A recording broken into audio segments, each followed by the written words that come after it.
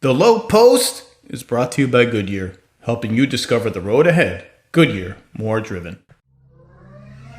And now, the Lowe Post. Welcome to the Lowe Post podcast on a Monday afternoon, and it's time to dive right in to the latest NBA fiasco. The NBA has, I think, a fiasco per week, a fiasco of 2 fiascos per month. It might be written into the CBA. This fiasco has all sorts of angles and is potentially going to tilt the balance of power in the NBA. And it is, of course, the James Harden fiasco. And James is doing fiasco like only James Harden could do. And to help us digest what in the hell is happening is our ESPN NBA savant writer, Texas insider, very well connected with the Rockets. Just got out of Rockets Media Day or Media Zoom Day. Tim MacMahon, how are you? Howdy, partner. How you doing? Well, I'm not in the vortex quite like you are, my friend. You are in the vortex. You're learning all sorts of stuff. So you just got out of Media Day. It seems from reading what you tweeted and us tweeted that the Rockets are now referring to what James Harden is doing as a quote unquote holdout. Have no idea when it is going to end. So what the hell's going on? Yeah, and look, Steven Silas is totally a sympathetic figure in this. The guy grinds for over 2 decades to finally get a head coach job, and now all anybody wants to talk to him about is a superstar who refuses to show up and wants to get shipped the hell out of town. So yesterday, first day of team practices, so essentially the opening of training camp, Silas says Harden's wasn't able to practice with us because of COVID-19 protocols. He's supposed to be in for an individual workout this evening, and we'll see when he's cleared to practice with us. Well, Harden did not show up for that team workout or that individual workout. I was told by a source that he told Rockets management, I'll report soon.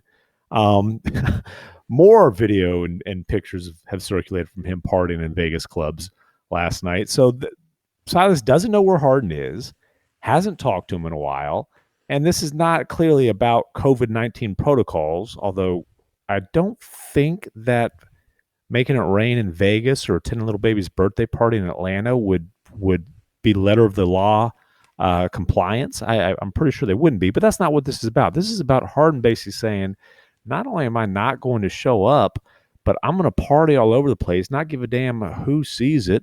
And I told you I wanted to be traded. Well, let's get this done. That's the message that I get. I'm not getting it straight from Harden or anybody in his camp. I would love for them to explain this. Silas says, I have no clarity about the message, honestly. I take it basically at face value that he's not here. What the reasoning is on him. He's the one who can explain why not he's here. He says what's real is he's not here and he has a reason, but that's on him to tell whoever what his reason is.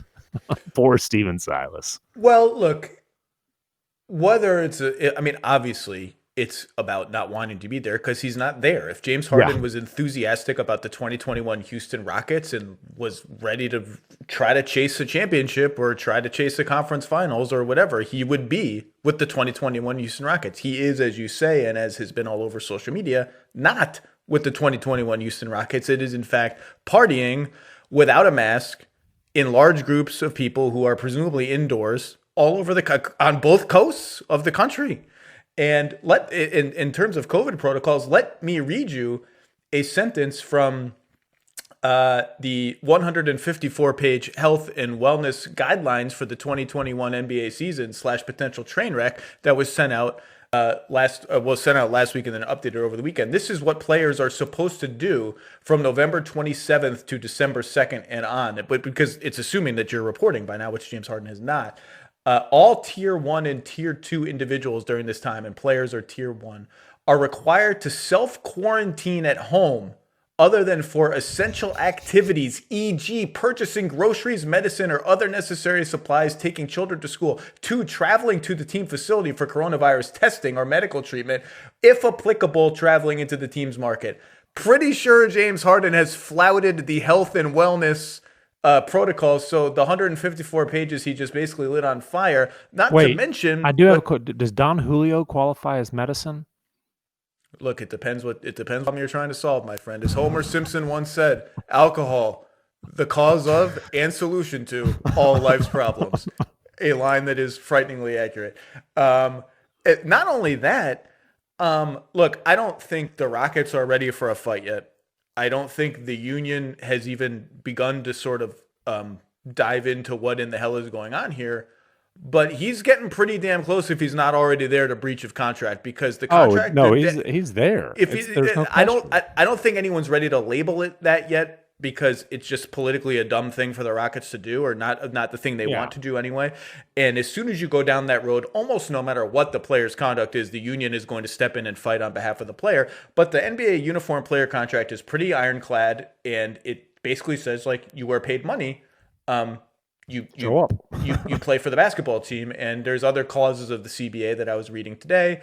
They can fine them, they can suspend them, they can do lots of things. And I'll tell you this, Mr. MacMahon, I've already heard from, 3-4 people out of the blue today who don't work for the Rockets but work for the other 29 teams, saying the league has to step in and do something about this. This is not okay, and this is going to become the latest referendum on player empowerment. And when does it go too far? And boy, do I have a lot of thoughts on that, because I think it's a nuanced, fascinating topic. But it's already spiraling out of control. Yeah, and your read is exactly right. The Rockets absolutely don't want to fight. Stephen Silas was asked about potential punishment today, it would be fines. And he says we haven't even crossed that bridge yet. Essentially, if this is a fight, it's the Rockets curled up in a ball while Harden stomps on them. But the Rockets are clinging to the hope, hey, we can be competitive this year. If we're competitive and we're winning, maybe James will get back on board. They are just clinging to this hope. And I mean, how many times have you seen a superstar demand a trade very publicly and things ended up working out? I will give you Kobe Bryant when they pulled the Pau Gasol trade and won championships. I am having a hard time thinking of another situation like that. But again, that's the Rockets clinging to this hope. But the other thing is whether they think it's going to work out or whether they're ready to say out loud, hey, we have to eventually trade this guy. There's 2 years plus a player option for a third, but essentially 2 years left on that contract. They don't have to rush into trading him to his hand-picked team that cannot deliver what the Rockets consider to be a reasonable return for a perennial MVP candidate.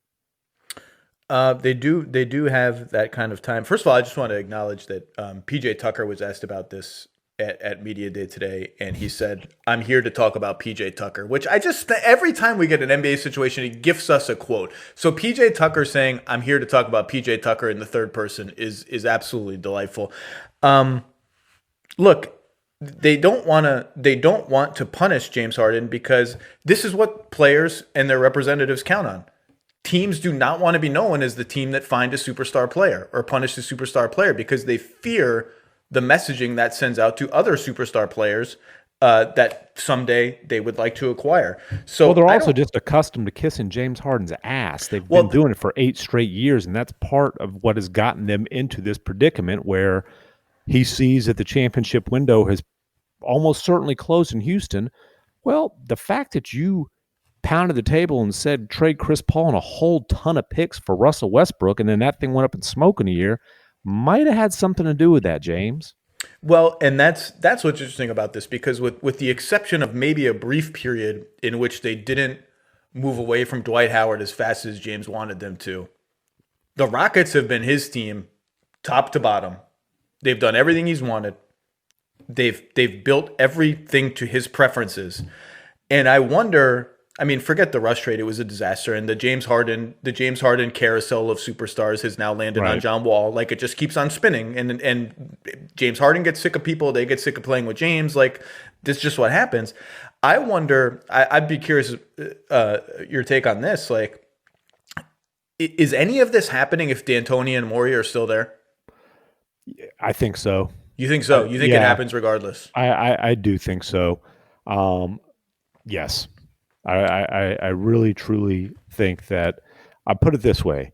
I think that D'Antoni and Morey left because, well, I think D'Antoni left for a variety of reasons. I think that this influenced Daryl to decide that he was going to get out of Dodge before before the things started really flying around. That this was on course to happen, whether those guys are still in Houston or not. And do we believe that Brooklyn is still the one and only place he wants to go? You know what? That's just pure speculation because, again, I wish I could tell you this is what Harden's saying or his camp is saying. That I know Brooklyn is the one that he has, made known he wants to go to.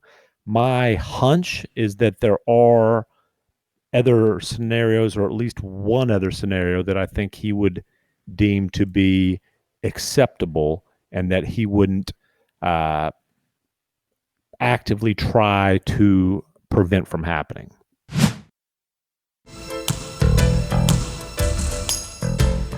We should hit the player empowerment thing because, I wrote about this after the Kawhi PG thing happened.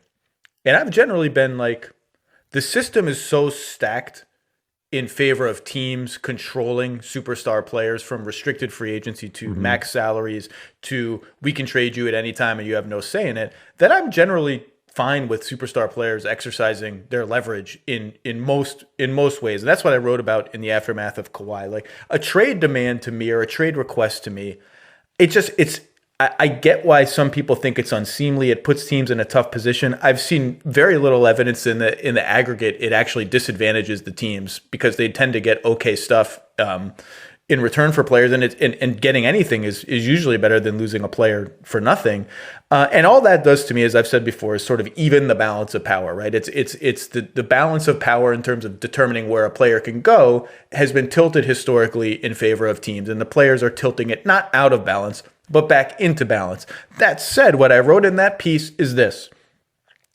There are things that have happened that tread pretty close to a violation of what I would just consider the ethos of competitive sport and employment. Yeah.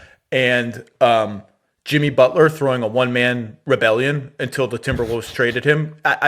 He reported, he practiced, he played hard. I'm not sure it gets there, but it gets close. Kyrie Irving has disputed this, but a number of people have reported it. Joe Varden and I think Dave McMenamin also reported it. Told the Cavaliers, if you don't trade me, I need knee surgery. I just need a knee scope at some point. I'm getting it in training camp. I'm going to miss the first X months of the season if you don't trade me. That certainly gets you there. That certainly gets you close to that. And I remember, a conversation I had with Bill Simmons on this podcast last year. He said, what do you do if you're Gerson Rosas and Cat comes in and says, I want out? And my response was, well, too bad. You have 4 years left on your contract. And Bill said, what if Carl says, well, my back hurts? Yeah. My back's just, I know x-rays aren't really showing anything, but I don't feel it. It's going to be a couple months before I really feel like playing. My back's just hurt. And, we made jokes about general soreness and all this, but like I wrote in that piece, there's going to be a player that goes right up to the line, looks at it and steps over it and gets us from and crosses their look, as pro player as we all want to be, and I generally am. The players make the league. I'd love if 70% of BRI went to the players. They deserve it. They're not as wealthy, and they drive they're the reason that all this is happening. But there is a line somewhere between player empowerment and, I guess, breach of contract. And this isn't just Harden crossing the line. This is James Harden in the middle of a pandemic at the beginning of training camp. Forget about crossing the line, going to the front of the freaking VIP line at the club in Vegas, and while the Rockets are practicing 1,000 miles away. I mean, look, if he came in and he said, back is sore, can't practice, we all would understand basically what that meant. That's not even enough. He's basically saying, I'm going to make this as ugly a situation as possible.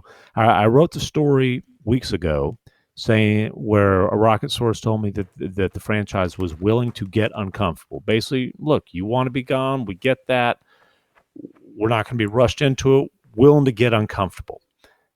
It seems like Harden has taken that as a challenge. Yeah, they're pretty uncomfortable. They're pretty uncomfortable right now. I don't even want to make an analogy to how physically uncomfortable they are. Yeah, it's look, but like what's going to happen is, and I agree with you, 95% of the time, the train's out of the station. It's over. There's no turning it back. James Harden will almost certainly get traded if he wants to get traded. Okay, that's what happens eventually. And so let's say the floor is the Nets package, right? The floor is LeVert, Allen, Dinwiddie, 3 picks, a swap. And you haggle over where the picks are. Are they further out when Houston wants them because Brooklyn could be bad? Are they closer in to current times where Brooklyn wants them because they're pretty damn assured of being amazing? How do the swaps look? What's the price? You haggle over that. That's not nothing. Chances are it's not going to turn out to be great. It's going to turn out to be like what the Pelicans got for Chris Paul, which is like nobody even remembers anymore. Or the Hornets got for Chris Paul. No one even remembers anymore because it like looks okay, and then it turns into like not kind of like what the Thunder got for James Harden. Looks okay. Like what does it really? Jeremy Lamb, Kevin Martin, a couple picks.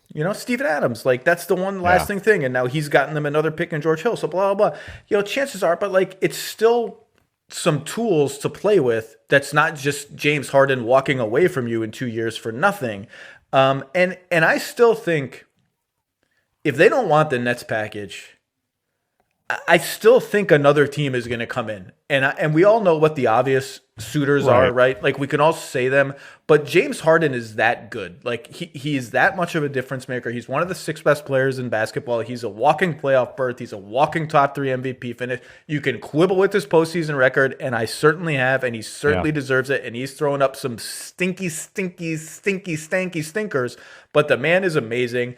And I just find it hard to believe that Houston, no matter how poisonous this situation gets, is going to arrive at a trade market that's Brooklyn and nobody. I think there will be a team that steps up and says, our offer is better, and you and I maybe can speculate on what those offers might be. I just still think it's going to end up like as ugly as this is right now and seems right now. I still think it's going to just end up in the same place where it would have ended up if he just showed up and played anyway. Probably. You're probably right. And maybe I'm being naive. I don't know. But you say probably. You don't have to agree with me. I don't know. I feel like as much as the Rockets want to think, hey, we can salvage this, I feel like James Harden will be traded by the deadline.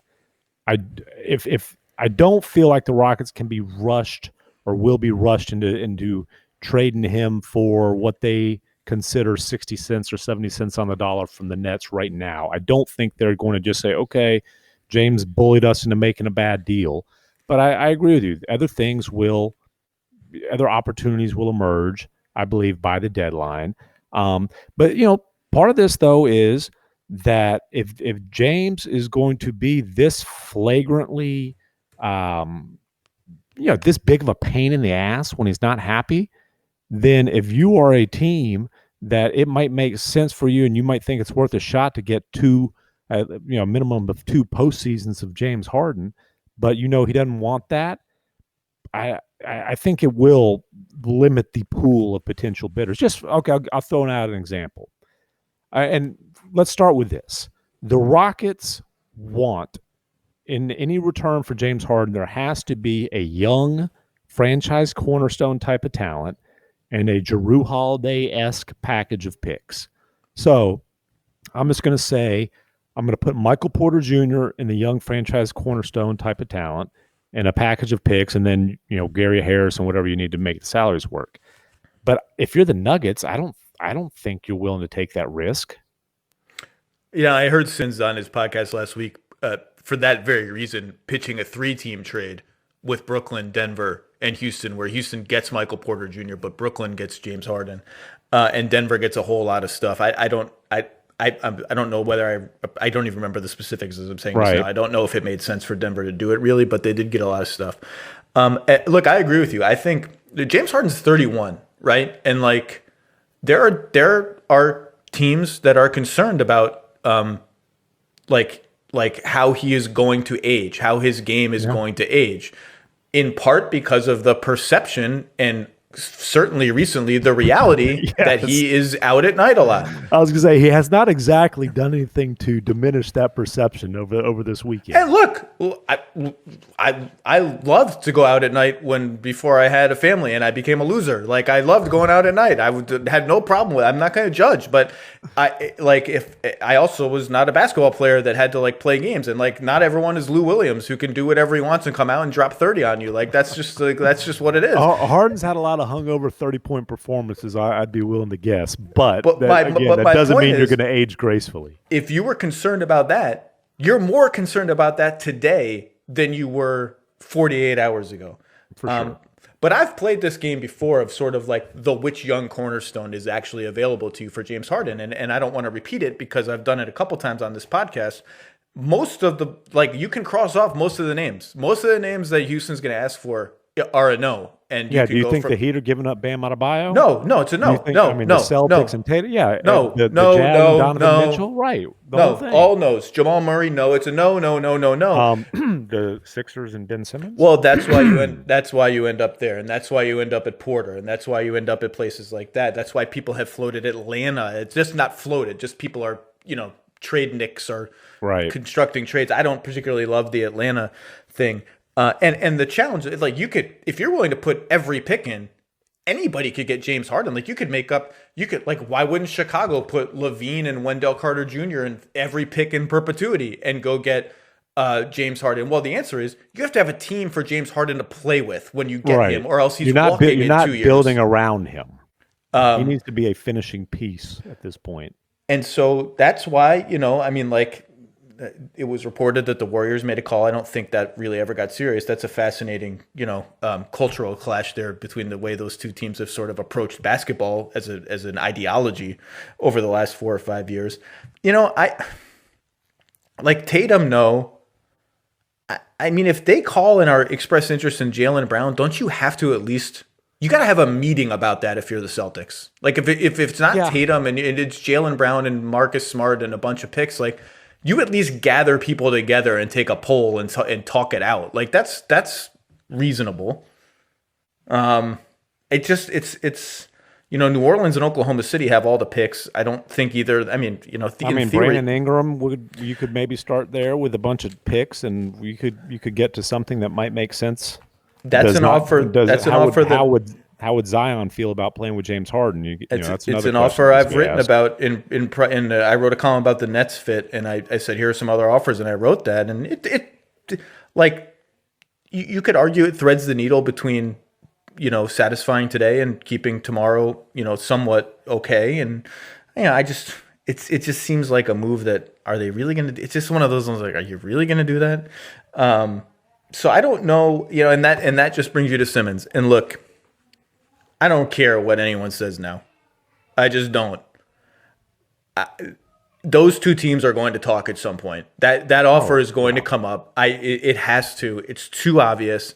And I don't, it is interesting because James Harden is 2 years away from being 33 and asking for a max contract, and Ben Simmons is under contract for like the next 5 seasons.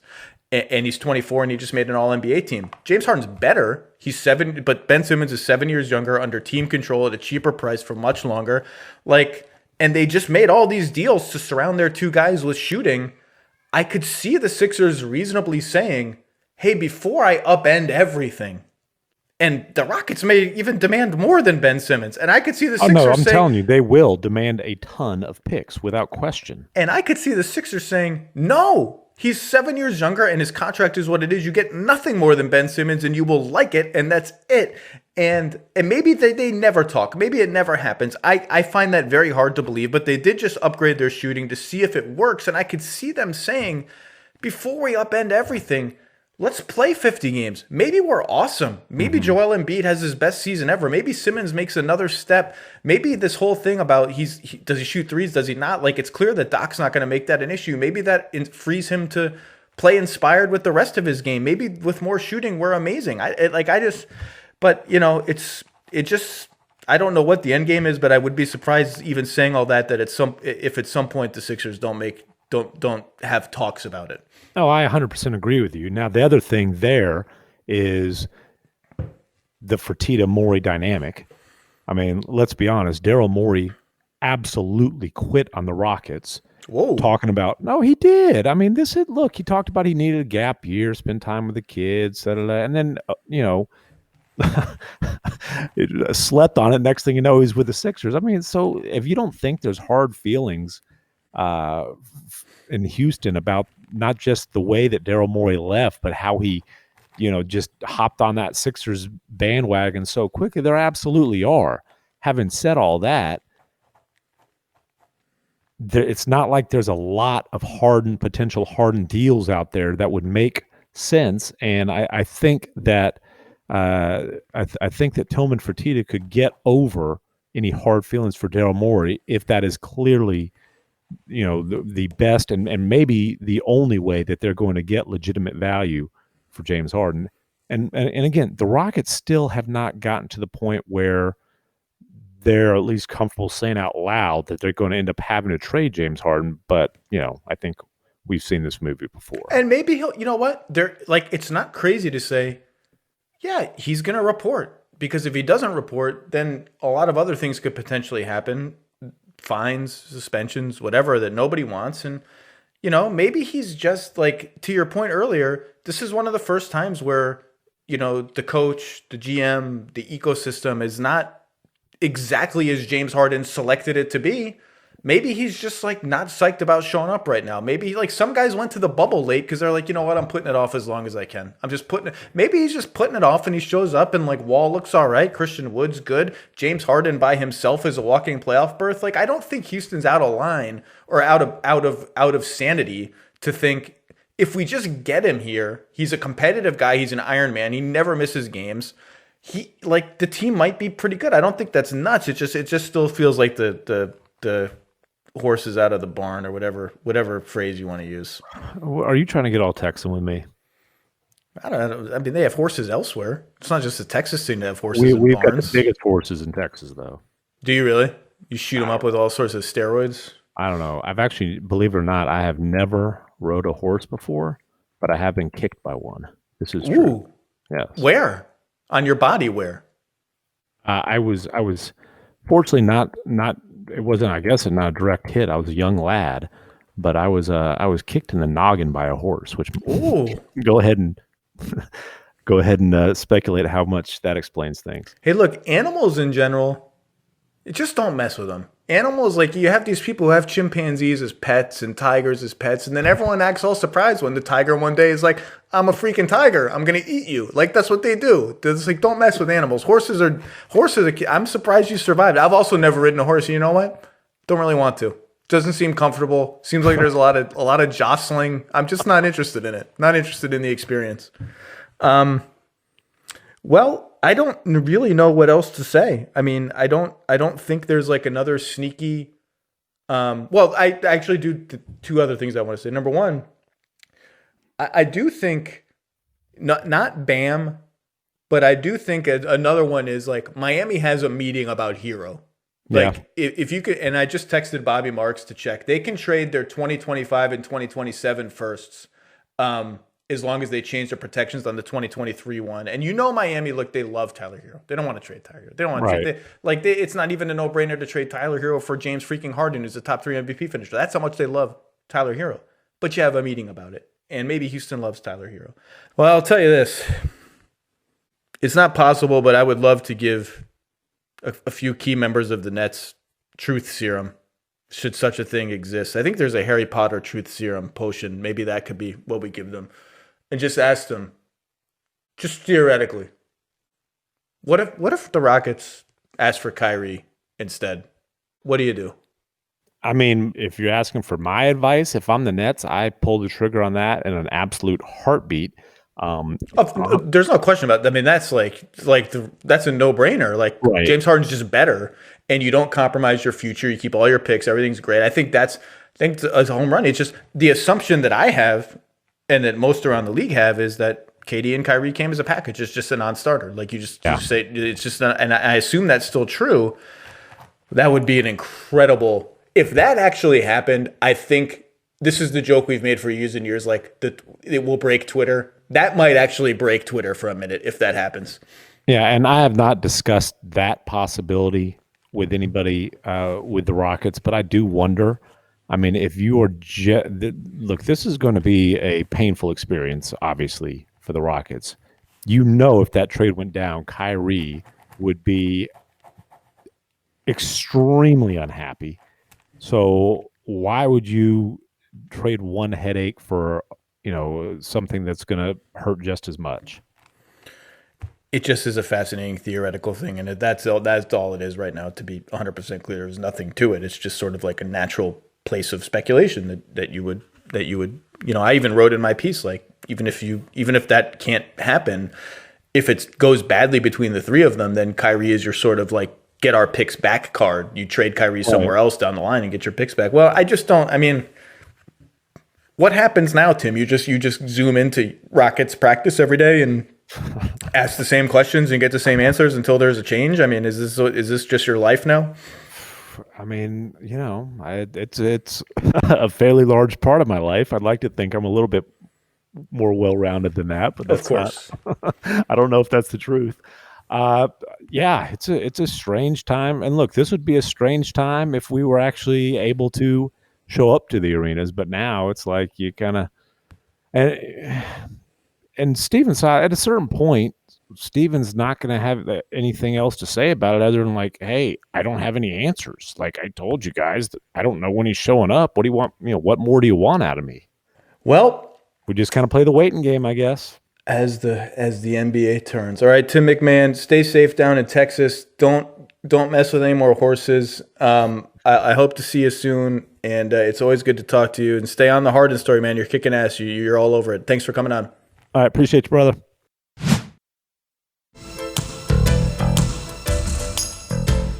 All right, let's bring in that rarest of souls, someone who combines volume and efficiency. If you mixed Monte Ellis with LeBron James, you might get ESPN's Kevin Pelton. How are you doing, sir?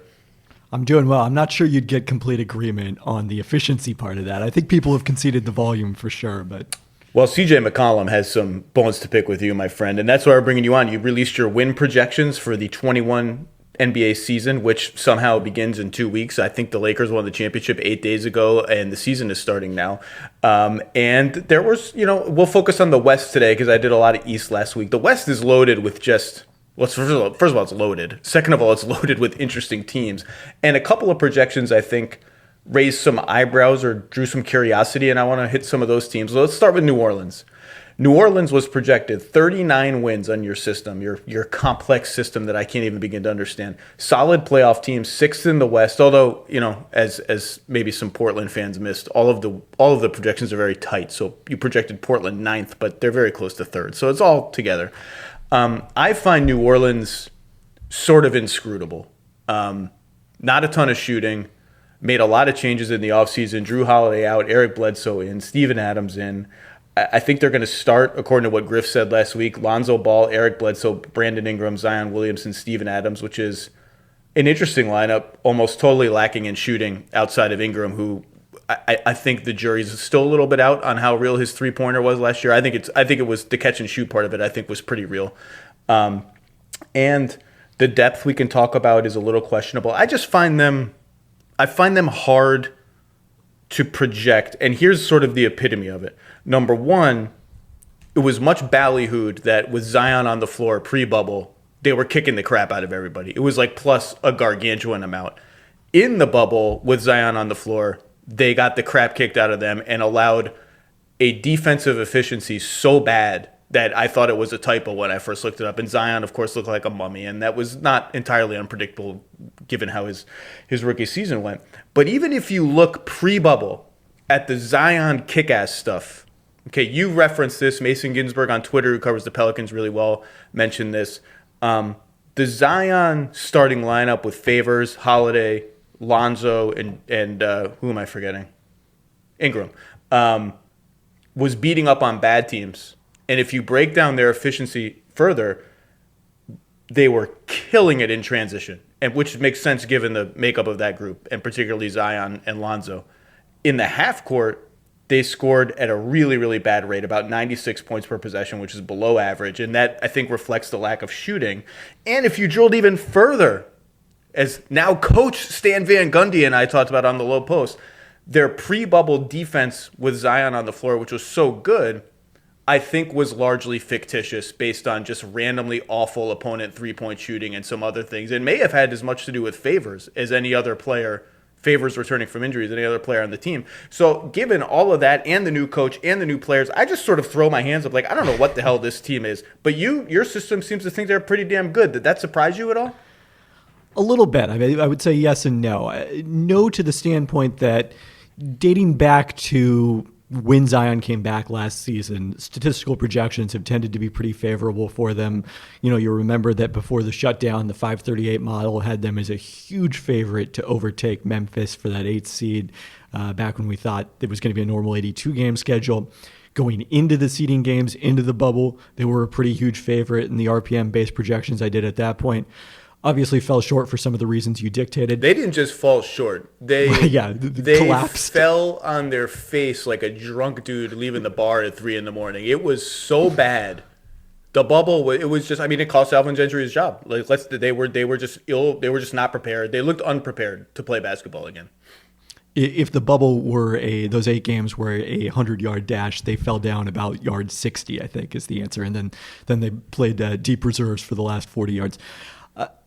So from that standpoint, I wasn't surprised. I was a little surprised from the standpoint that, first off, the moves they made over the offseason seemed to weaken the team. I mean, obviously, Drew Holiday was a huge part of why they projected so well at that point. He's always done well by these, kind of on-off based metrics. And even though Eric Bledsoe rates pretty well during the regular season, I think is maybe a little underrated because there's just so much focus on how much he struggles during the playoffs that, well, hey, during the regular season, he actually has been a huge part of Milwaukee's success the last couple of years. He's been a plausible all-star choice for the last 2 seasons. He didn't make the team either season. I believe I put him on my personal team in one of the 2 seasons. He's been a very good regular season player.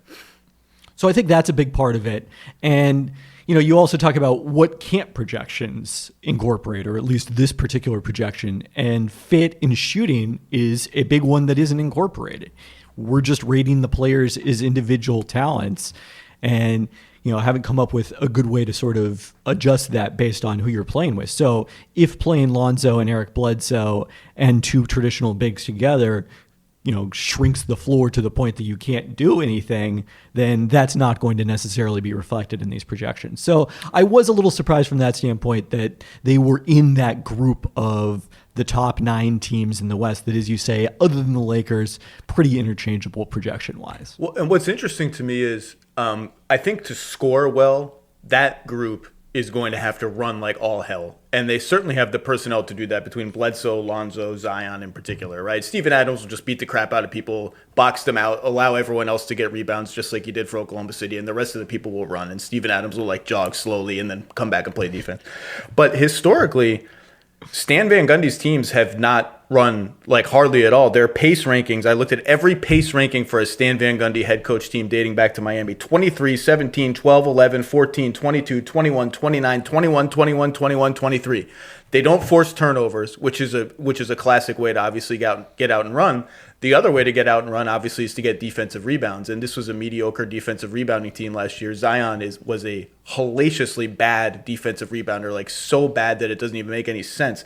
Steven Adams is obviously a great defensive rebounder, but if they're going to get out and run, and I think they're going to have to, that means Stan is going to have to encourage them to do that. And Stan's smart. He sees that. He's talked about it. I assume he's going to get out of his comfort zone that way. And they're going to have to probably defensive rebound really, really well. And I think they can. But there is a little interesting dissonance between, I think, how this team has to and wants to play and how past Stan Van Gundy teams have played. Which maybe speaks to the big difference between this and his last job in Detroit is that he doesn't have any say in the ingredients. He's just cooking at this point with the ingredients that, obviously has some say. Every team incorporates that opinion, but not the same role that he had when he was vice president of basketball operations. And sort of seeing, because one of the big swing questions here is how much did Stan, the president of basketball operations, undermine Stan Van Gundy, the coach in Detroit? And is he still one of the very best coaches in the league, as I think we all thought he was in Orlando? Yeah, I would agree. I still think Stan is going to be a top X coach. 8, 7, 10, 11. I think Stan is, Stan teams are going to pluck most of the low-hanging fruit. Now, this is a younger team with sort of kind of wild personnel in terms of the way they play. So I'm not sure if they're going to have the sort of discipline of a typical Stan Van Gundy team, but it will be interesting. And look, obviously, one of the things that the projections are probably taking into account is A, Zion playing all or most of the season, and B, Zion already being a monstrously productive rookie who single-handedly gives your team Shaquille O'Neal's shot profile. Like when Zion's on the floor, all their shots come at the rim. They get to the line, they offensive rebound everything. He and Steven Adams are just going to bludgeon people on the offensive glass. They should lead the league in offensive rebounding rate. And he should probably get better in year 2. Brandon Ingram should probably get better in year 5. And the systems are probably taking that into account. I also worry. So the lack of shooting is an obvious one, right? I worry a little bit about their depth. How many guys off the bench do you trust for this team? I mean, the answer is 2. I think it's JJ Redick and Josh Hart, right? I felt pessimistic concluding that, but because like it's funny, like Jackson Hayes is in his second year and he's intriguing because he just runs and dunks and can catch lobs and all that, and he'll probably get better, right? Nicole O'Malley is one of those guys who he's like a regular season innings eater. Like you can play him in a lot of regular season matchups. He can shoot. He can play with Zion. He can play maybe even with Adams a little bit. They played him at some 4 last year, which I think is untenable. In the playoffs, I think if they ever get there, it will become a different story for him. So like they'll get something out of him. Alexander Walker, again, year 2 guy, didn't really crack their rotation for the most part last year. Maybe they'll get something out of him. But yeah, their depth is like you get to guy 8 and you start to get a little worried because all those guys are pretty young and untested after that. And then if you're worried about guy 8, well, the simplest reality of the NBA is someone in guys 1 through 7, if not multiple someones, are getting injured for prolonged periods of the year, let alone this year, which is going to be a freaking mess for at least the first 3 or 4 months of the season. And maybe that happens to everybody then. Maybe everybody is playing guys 8 to 13 way more than they want, so it all cancels out. But this is the year for depth, I think. This is a year where depth is going to come in handy, and that makes me a little nervous about the Pellies. Yeah, and the other thing is they're going to have a hard time making in-season improvements because usually if that's your issue is guys 8 through 15, like it's a lot easier to find the 8th guy than it is to upgrade your starting small forward or whatever that need might be, or to find the 3rd best player on your roster. But they're $500,000 from the luxury tax with a full roster if they keep 15. That was the downside of spending $28 million on Steven Adams after his trade bonus was picked up so that they could extend him, is you're paying him all that money. They couldn't dip into their mid-level exception at all to upgrade the bench, and they had to fill out with just a bunch of minimum salary flyers, the Wenyen Gabriels and the Billy Hernan Gomez's. I thought Wenyen Gabriel had like a sneaky fun little bubble time. I was a little surprised that Portland moved on from him after that, although I think clearly they think Harry Giles is like the better long-term project of those former Kings backup big men. Wenyen Gabriel plays hard, man. He's like diving around, flying around. He plays hard. I was surprised, frankly, that he hung around in free agency as long as he did. I thought somebody would snap him up at maybe a little bit more than the minimum or something right up early, but nobody did. So I think a worthy... But again, flyers, like Sindarius Thornwell, flyer. Like you're not really probably going to count on anything from him.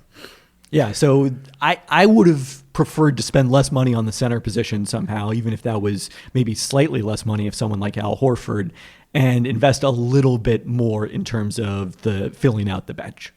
The Adams extension surprised me. And I love Steven Adams, like one of the most delightful people in the league, is about all of the right things, plays incredibly hard, and does do the cliche little things that help you win, like boxing out, setting screens. Like as cliche as it is, like that stuff actually matters. It's really important.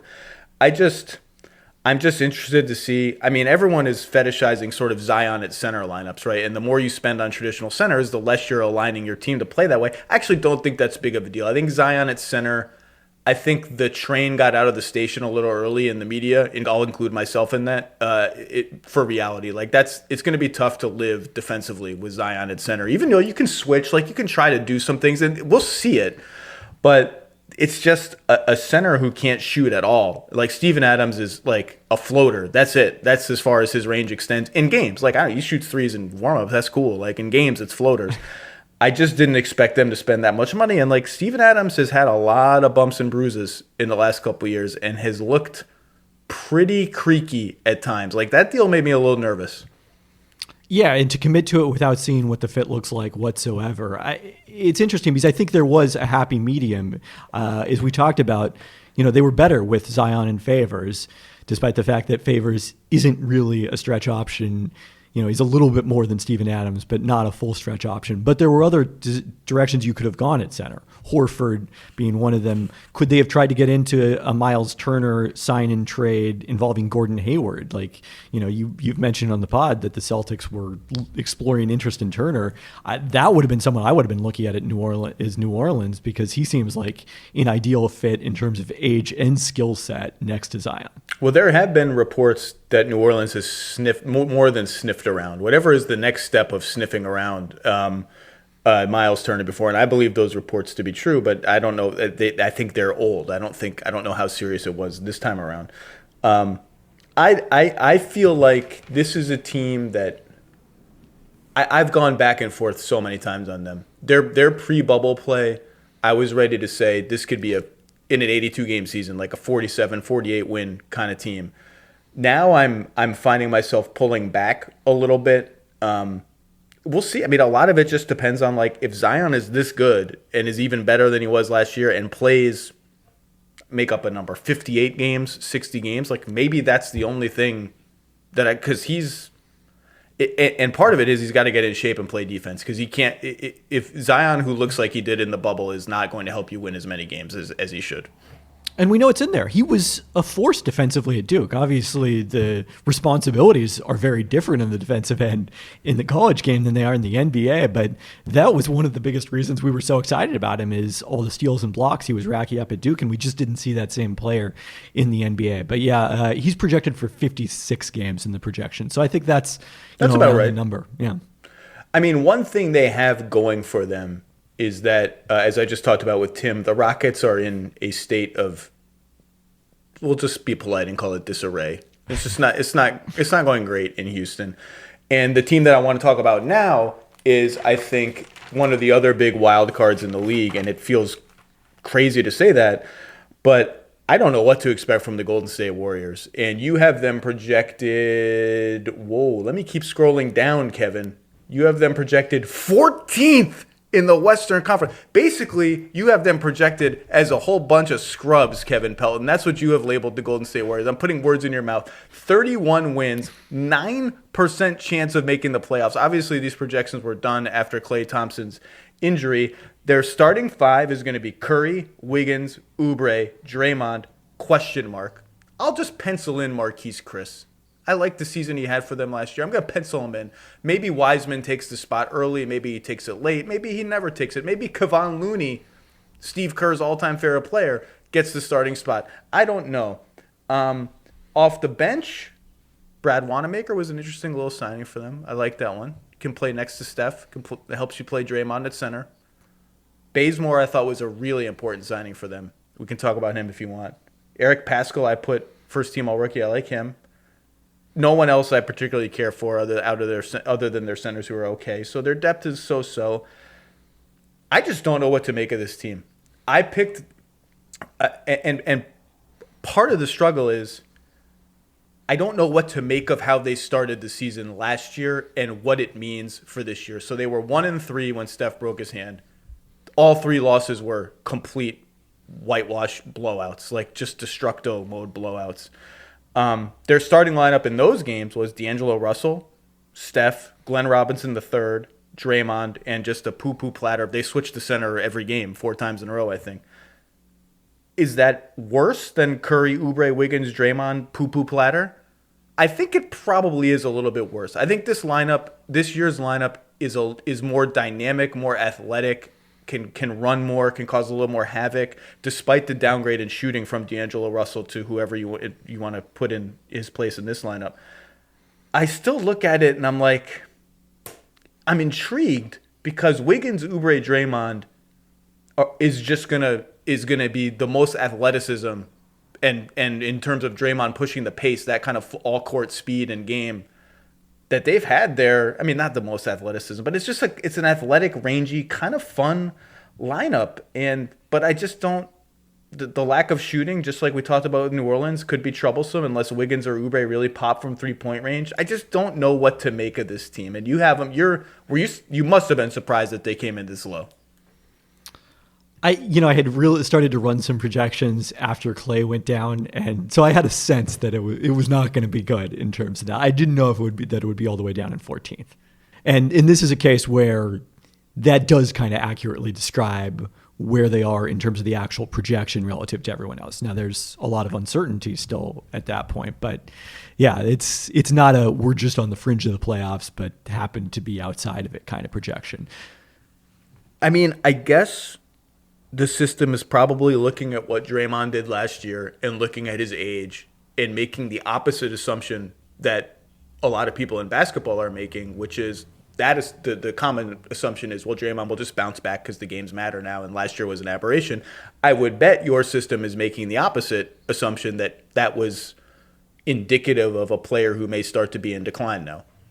Right. I mean, at his age, yeah. So he's still projected as an above average player. I mean, I would say it's probably more of an issue for the Warriors that he and Steph are their only players projected better than league average.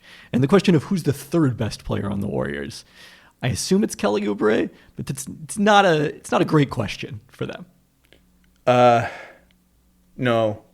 I mean, I think Wiggins was all right there last year. I think he was fine. Who knows how much to take from it? That's the thing. Their season last year was so screwed up and had so many iterations that it's hard to take any of them particularly seriously. I think Oubre will do well there. Obviously, can he get his shooting to 37%, 38%? Is 35% even an outlier for him? That's a question mark. Wiggins has been a consistent, 32% shooter from three basically every year now. Doesn't play with a great feel or IQ. But they have some interesting tools here. And I think I'm surprised that Bazemore was just sitting there for them at the minimum, because once he got traded to the Kings, he kind of went crazy. Like it was maybe the best basketball he's ever played in his career. And I wonder if they even get to a point where they try to start him just to get more shooting on the floor. It doesn't seem likely to me, given the amount of money invested in Wiggins, and Oubre I think is a perfectly worthy starter. But I think Bazemore, maybe this is to your point why they're picked 14th. I think they need a lot of Kent Bazemore. Kent Bazemore, Golden State bench cheerleader, has now become Kent Bazemore, like essential player for the Warriors. I mean, the Bazemore-Ariza trade was fascinating because both of those guys were having tremendously disappointing seasons at the time they were traded. Bazemore couldn't make a shot in Portland. Ariza was buried in the rotation in Sacramento. And then both of those guys probably played way better after the trade. Ariza was, kind of exactly what Portland needed, is a three with size who can make shots. And Bazemore, as you said, played really well in Sacramento. I mean, I think he helps them to the standpoint of, one of the things they're better equipped to do than they were in the first 4 games of last season is to play those small ball lineups with Draymond at center. Oubre is sort of can be power forward-ish, more so I think than Wiggins. He's done that in Washington with Otto Porter Jr. They have two guys off the bench, two perimeter guys off the bench in Wanamaker and Bazemore that you can flip in for their center and feel like those are okay lineups. And really, when they were rolling and they had the death lineup, and then they had what I called the coma lineup with Sean Livingston instead of Iguodala. So they had a couple of options for that type of lineup. Yet they'll get there. And I think actually Draymond Pascal as a 4-5 combination is interesting to me. But again, it's not a lot of shooting, and they just don't have a lot of shooting. But I like this sort of, they're very similar built players, right? And they don't have similar games, but positionally on defense, they're pretty similar. I like that look as well for them. And I think that was probably part of the appeal for the Warriors about Pascal. Yeah, you mentioned the bench earlier, and I do think one of the question marks and maybe one of the places where the projection disagrees from the way other people would see it is that they tend to have a lot of guys on the bench whose RPM has historically not been nearly as good as it's been seen. So Pascal was one of those guys in terms of putting up really good box score stats last year, but he's never had, I don't feel like, particularly strong steal rates and just not been a particularly efficient scorer, so he doesn't fare well in RPM. And then Wanamaker is the other one, which is kind of a surprise that he's got a below replacement RPM, and the Celtics don't miss him much in the projections as a result of that, and the Warriors don't benefit as much as you might think for getting him at a seeming discount. I kind of like Brad Wanamaker. He looked very comfortable in the playoffs, made shots for them in the playoffs. He's big, plays hard. I like him in the role that he's getting. I liked him in his role in Boston. I like him for the Warriors. Yeah, I mean, this is going to be a really interesting year for Steph because obviously last year was kind of a lost season. Everybody was curious last season with KD gone and Clay out. Okay. A lot of people thought, well, you were the unanimous MVP of the league. The hierarchy for quite a long while was LeBron, Steph, and everybody else. This year, I think, is a fairer shot for that argument to play out. Like, I think this year's team's a little better than last year's team was at the beginning of the season. It's still an absolutely enormous burden on him. We've seen him be able to run a pick and roll, draw 2 guys, 3 guys, and just the ball pings around and someone else gets an open shot. And it's all because of Steph. But I just remember I had Max Kellerman on my podcast once, and he just fundamentally does not believe that Steph Curry can be in the same conversation as LeBron James, Kawhi Leonard, Kevin Durant, probably Giannis at some point, because he's too small. He said in a sport that self-selects for height, a 6'3" player just cannot be in their conversation. And I think all of us who watched the rise of the Warriors, who watched Stephen Curry was a revolution. I mean, if you go back to 2013 and what he was doing to the Spurs in the playoffs, even before Steph became Steph, if you watch that playoff series and you watch Tim Duncan be like, I don't know what I'm supposed to do about this, you felt it. Like, you felt like this is a revolution in basketball. And so obviously the shooting made up for the height and the size and all the sort of traditional markers of apex predator superstardom. You do wonder, though, like, he can't control the game, I don't think, in the same way that a LeBron, who's a one-of-a-kind guy, or Durant can just hold the ball at the triple threat position, go one-on-one, bulldoze to the rim. Like, he can do some stuff like that. He can use his jump shot to get people to lurch out at him and then go to the rim. But I'm fascinated. Steph's legacy is airtight, right? Like, some people will say he needs a Finals MVP, whatever. I don't particularly care about that. To me, he's already an all-time player. He's a Hall of Famer. Obviously, that's all done. But this is a big year for the possibility that he gets into the top 15 of all time conversation, which I don't quite think he's in yet, which is weird to say for a 2-time MVP. Maybe you disagree with that. I think this is a big year for that, and I'm really fascinated to see sort of how he manages this roster. I think he probably belongs there, but I agree with you that he probably needs more in terms of longevity to get there, and we just haven't seen that yet. I think it's tough to use this season as a referendum on prime Steph, because part of the issue of his age is that, you know, if he loses a half a step or if durability becomes a greater issue, then he can't necessarily extend his contributions in the same way that we've seen LeBron obviously do it deep into his 30s. So that's a challenge. But I think there's even more playmaking responsibility on him than we thought there was going into last season, because at least there was D'Angelo Russell there as an option last year. Now it's him and Draymond. But if you're talking about creation from someone who can score, like, Steph is it. And so I think it's an interesting question how good they're going to be when Steph is healthy. But obviously the biggest question about the Warriors is how many games does Steph Curry play, because they are probably drawing dead without him. Maybe I'm just blinded by the fashion and just the sheer handsomeness. But I think Kelly Oubre can make enough catch and go plays to keep the offense moving. You're not going to give him the ball. I don't want to run Kelly Oubre 20 pick and rolls a game.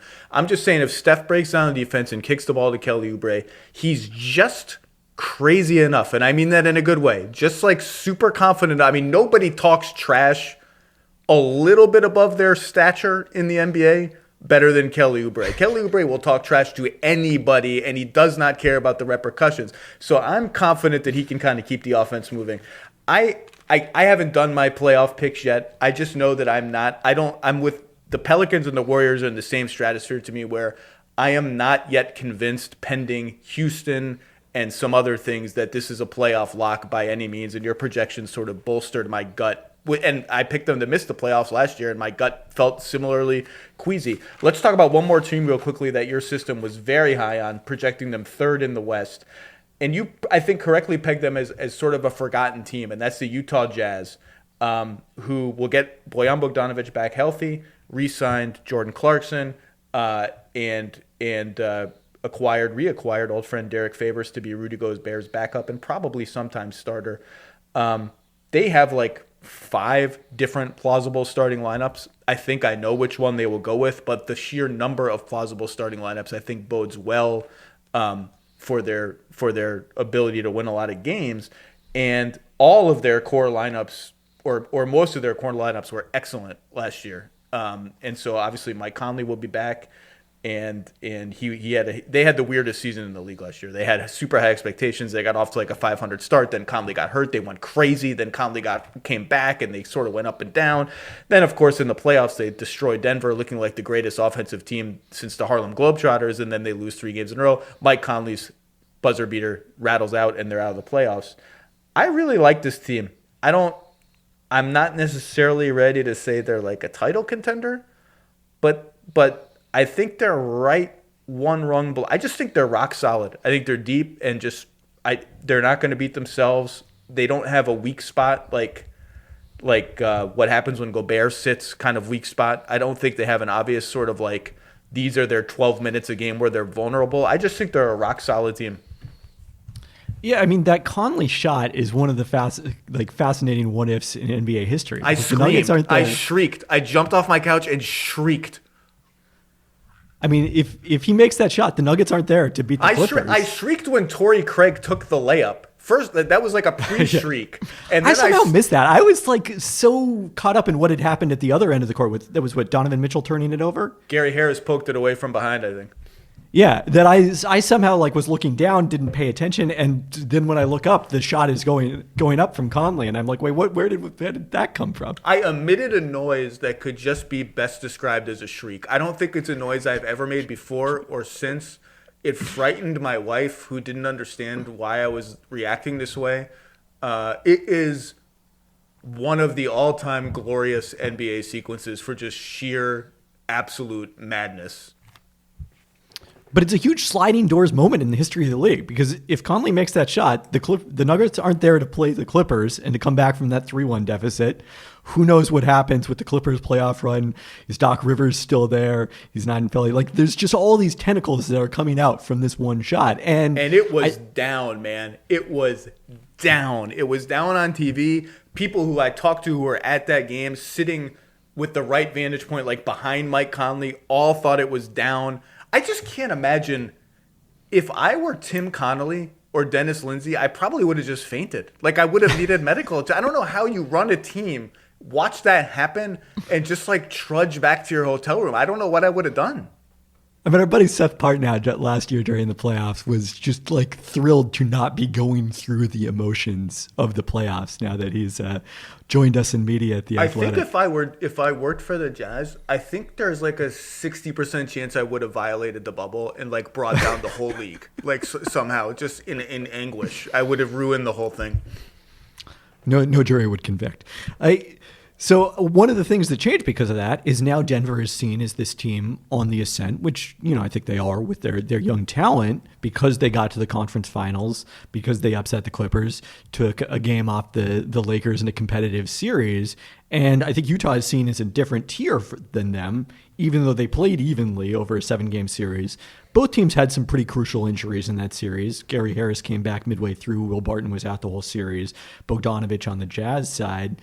The Jazz were I think a game and a half back in the standings, but they had the better point differential last year during the regular season. And I think they had the better offseason in terms of what it means in setting them up for this year. You know, Favors, I don't know if that was the single best possible use of their non-taxpayer mid-level exception, and they've got some depth issues as well because they're dealing with a hard cap, similar to a lot of teams this year. And have several young guys off their bench who aren't proven. But, you know, they've solidified that backup center spot. Clarkson solidified the backup guard spot. One of those guys, whether it's O'Neal or Ingles, coming off the bench at forward. I don't believe Jordan Clarkson. I don't believe the season he had last year. Like, I understand the Jazz were in that cap hell prison where it was like you just don't have a choice. I don't believe the shooting numbers. I don't believe them. I have to see him come close to replicating it. This is something I've never said before. I'm more optimistic about Jordan Clarkson than you are. Yeah, I've never been that big of a Clarkson guy. Me neither, for sure. So that's an unusual position for me to be in. But I mean, I think even if he plays 90% of what he did last season, then, the other question is, what are they going to get from Mike Conley? Because he was at the center of that uneven season that you talked about, struggling so badly his first time out of Memphis. Was he washed up? Was the big question mark. Then I think he played reasonably well the rest of the season and reasonably well in the bubble, despite dealing with his own, being away from the team for the birth of his child. So, if they get Mike Conley, who's somewhere in between the one they saw last year and the one we saw in 18-19, who was a legit all NBA contender, then I think that in particular solidifies the Jazz as a favorite at that point for home court advantage in the first round. And I think they will give him every chance to be that player. I think he will start. I think their starting lineup when the season opens will be Conley, Mitchell, O'Neal, Bogdanovich, Gobert, which was their starting lineup when last season opened.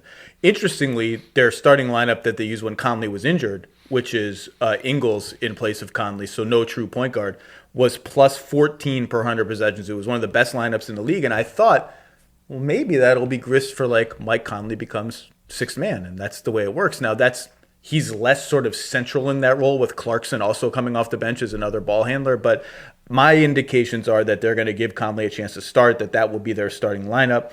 On Favors, I didn't mind it. I understand he's a center. Centers are unsexy. Spending the mid-level exception on a backup center is probably not wise. Like the Mason Plumlee deal, didn't really get that one. Although he is a Team USA mainstay. That's one thing you can't take away from Mason Plumlee. He's a Team USA mainstay. In Utah's defense, two things. Here are the plus-minus numbers on Favors and Gobert together for the past 3 seasons that they played together. Plus 8 per 100, plus 9 per 100, plus 5 per 100. Mostly due to incredibly stingy defense. So it can work. And that's like if we get the Lakers. That's an if we get whatever matchup and we need it. It can work. And the other thing is, like, we have seen teams lose playoff series because the fall off from guy on the court to guy off the court is so drastic that just those 12 minutes lose you the playoff series. We saw it with Joel Embiid in Philly against Toronto. And so I don't mind when you've stocked your team with perimeter scorers who are average to worse defensively and put that kind of burden on Gobert, and then Gobert goes out and you're hopeless. I don't mind a bulwark. I don't mind paying full freight for a bulwark for those non-Gobert minutes. And the last thing I will say is, to your sliding doors point, I think you're right. They almost won the series. I will say the way they played the last 3 games of that series was not inspiring. It was kind of like Donovan Mitchell or pray to God that you get a basket. Like, they didn't really have a lot of juice. Part of the reason I'm optimistic about them, though, is that Bogdanovich was such a big part of their playbook and such a big part of their offense that I think had he been there, it would not have looked so much like Donovan Mitchell or Prey. So I have things tugging at me in all directions, but I do like this team, and I didn't mind the Favors signing. Yeah, and I don't want to be too negative about it. I think he's going to provide a lot of value for them strictly as a backup center. And then, yeah, I do think there's matchups where you can still play him together, even if that's not the primary starting lineup anymore. I think the challenge is more kind of what it meant in terms of all the other things they had to do. So if you've got the mid-level committed to Favors, now all of a sudden it's re-sign Clarkson or we have no ability to replace him. So you end up going at a pretty big number for Clarkson.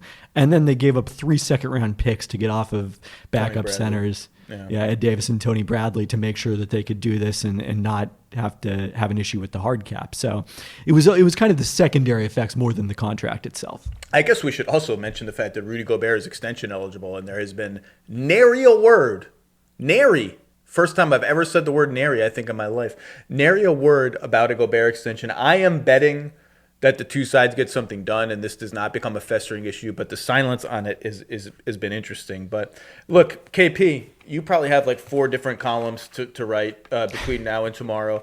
We will reconvene to talk about some of the more interesting teams in both conferences as we ramp up to the season, my friend. Thanks as always for your wisdom. Everyone's got to read you every day at ESPN.com. And I don't know, any parting thoughts on these teams? You ready for the season? Are you geared up? It doesn't matter whether I'm ready, I guess, is the answer there. No, it doesn't matter. Okay, KP, thank you. Thanks for having me.